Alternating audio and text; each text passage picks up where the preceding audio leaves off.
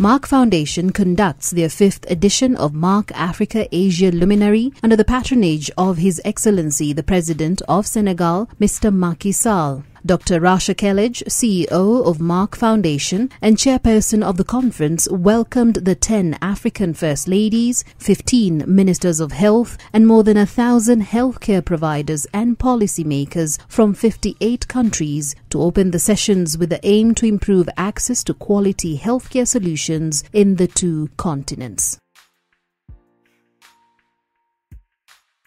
Good morning to all of you, and I'll try a little bit of French. Bonjour.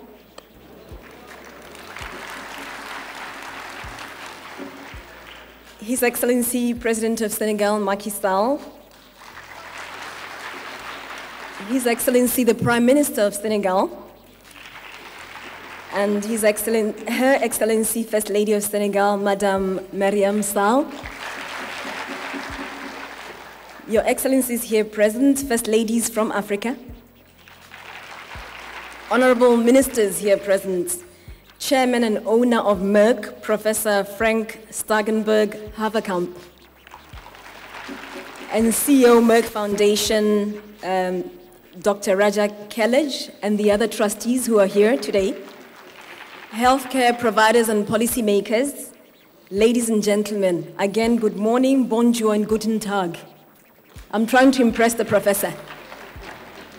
It is a distinct honor for me to be in attendance today at this very important event that marks the 5th edition of Merck Africa Asia Luminary.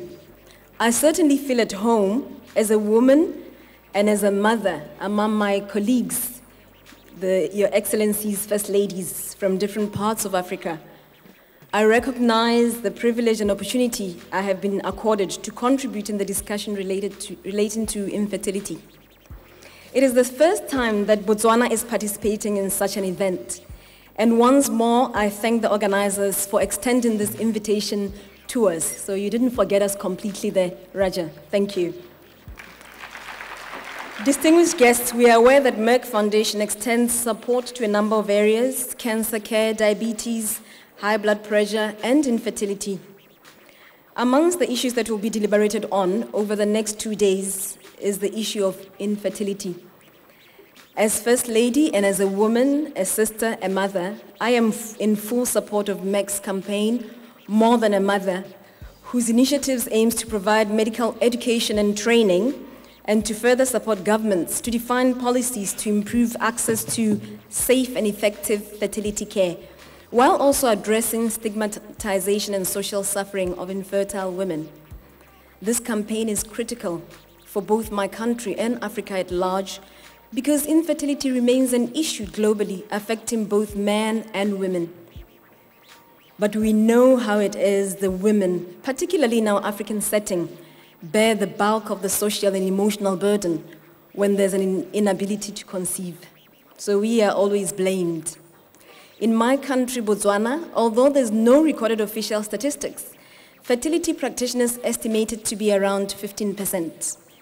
Botswana, similar to many countries, have over the years rather focused on studies around fertility rates, where the drive in the past was towards reduced fertility rates, which we have actually achieved to a large extent. Our fertility rates currently average around 3 per woman. It poses a concern that studies addressing infertility have been so limited. In Botswana, we do not have extreme cases of inhumanity, torture, abuse, and stigmatization of women with infertility challenges, but our affected women are often shamed in subtle ways, which is a form of prejudice.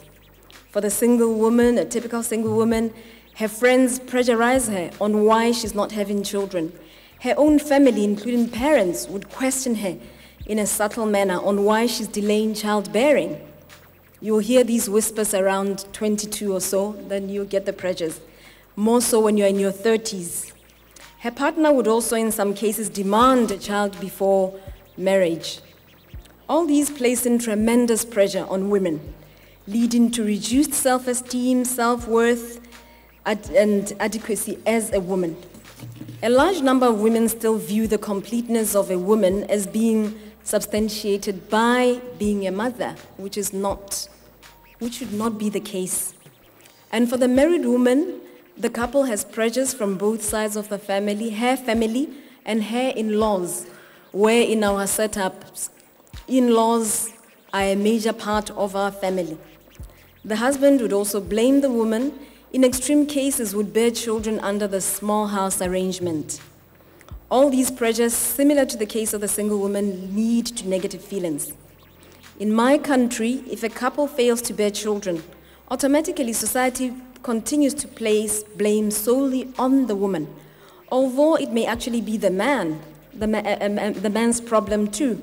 Society needs to encourage men to discuss the issue of infertility openly, bearing in mind that infertility is a shared responsibility and hence own this burden too. So it should go both ways. Going forward, to help those carrying this burden have a lighter load or no load at all. Overall, we need to change our societal views on infertility and urge clinicians to find sustainable and affordable solutions to this challenge. So overall, we need to wear a different lens. Actually, Raja, I wish we had a lens here, literally, where we have a different set of glasses so that we look at this very differently. It would be good if there would be policy changes for assisted reproduction and awareness, and where our governments could avail specialized care to assist fertility. Over the years, in Botswana, a large number of IVFs, for instance, are done in neighboring South Africa. We just didn't have the facilities. And more so that another factor is that the average Botswana cannot afford this service. Even if it were made affordable, it would be great. Educating couples on factors affecting conception would be good. Some couples are not even aware that diet may be a contributing factor, lack of exercise, so awareness and education would work well. We would also require counseling services so that no woman suffers in silence. A lot of women hold it back. They're too ashamed to even discuss it. And couples could also be counseled, and even families who live with these people. Much as it is difficult to wear this lens, I still emphasize that it should be worn and there should be a shift. Even in the early stages of life, girls and boys should be made aware of this, so that as they grow up, they are aware that infertility may happen and there's nothing to be ashamed of, and that there are other options such as adoption, although it may be difficult in some cultures. Girls should also appreciate that, actually both girls and boys should appreciate that one's manhood or womanhood should not be validated by childbearing only. There are so many other things. I wish to implore you all to join hands and fight the stigma.